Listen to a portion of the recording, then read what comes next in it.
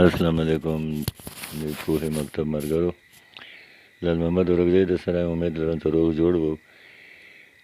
تیر پروګرام موږ په دریمه برخه د نکاح د تنقید په جدید سفر باندې ختمه کړه او ما تاسو ته ویلي چې بله موضوع به د نکاح په ذمه دارۍ باندې کوو.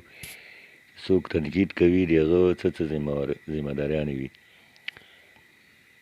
د ملګرو د نکاح ذمه دارۍ او خصوصیات څه وي؟ که تاسو سوچ وکړئ نو موږ هر چا ته نکاح وایو او هر سړي ته مو د نکاح سرټیفیکیټ یې ورکړی دی، خو داسې نه ده. د نکاح د لومړۍ ذمه دارۍ خو دا ده چې د اصل نکاح د جوړېدل ډېر ګران کار دی. دا کار ګران ځکه دی چې د نکاح څه ذمه دارۍ او څه خصوصیات دي چې هغه پوره کول پکار دي. د مثال په توګه اوله ذمه دارۍ خو دا ده چې نکاح په کوم فن باندې تنقید کوي یا په کومه فنپاره تنقید کوي، که هغه د ادب نکاح دی او که سیاست نکاح دی او که د مذهب نکاح دی یا د بل څه موضوع نکاح دی چې څه دي چې په کومه شعبه کې هم نکاح دی، نو هغه ته د هغه فیلډ یعنې د هغه میدان پوره علم پکار دی. د هغه میدان یو تاریخي پس منظر او مطالعه او مشاهده او پوره معلومات ورته پکار دي. نو دا د ټولو نه غټه ذمه دارۍ ده چې دغه دې هسې تنقیدونه نه کوي، په تنقید د اول ځان پوه کړي چې په کوم څیز تنقید کوي، د هغې په اصولو، په قواعدو، په تاریخ او پس منظر د ځان پوه کړي، نو بیا دې تنقید کوي. اوس د مثال په توګه ته ما ته وایي که نه چې ته په افسانه تنقید شروع کړه او ما ته دا هم پته نه وي چې د افسانې لوازمات څه وي، کردار نګاري څه ته وایي، په افسانه کې تیم څه ته وایي او یا پلاټ څه ته وایي، موضوع څه ته وایي.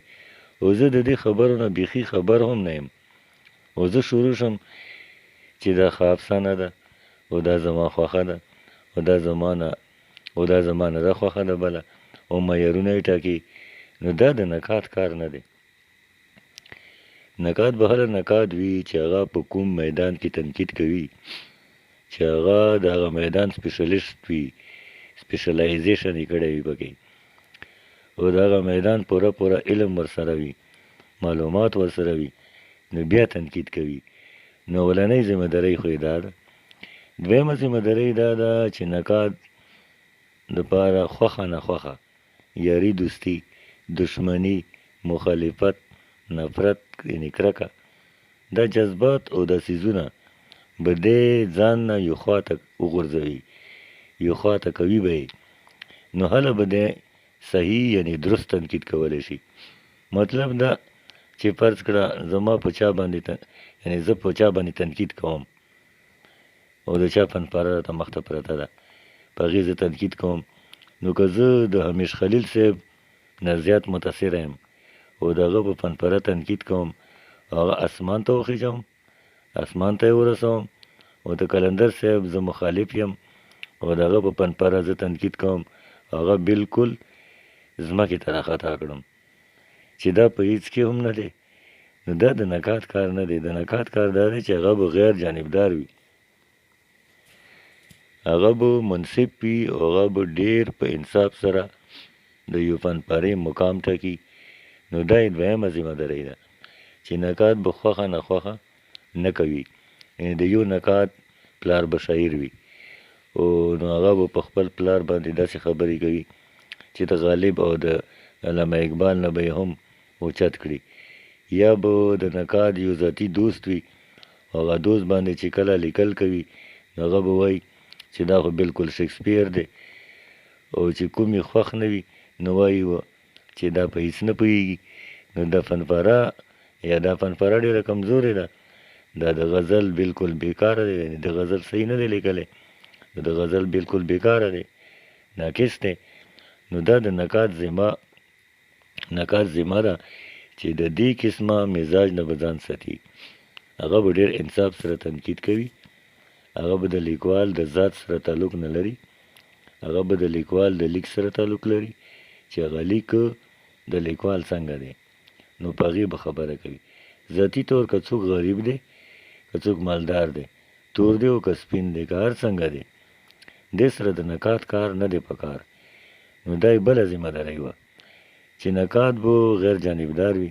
دغه شان د نقاد یوه ذمه داري دا هم ده چې هغه په یو تخلیق ادب باندې تنقید کوي، نو د هغه خپله مشاهده هم داسې په کار ده چې هغه د تخلیق د مرحلو نه خبر خو وي، یعنې د تخلیق د مرحلو نه تېر شوی وي. د مثال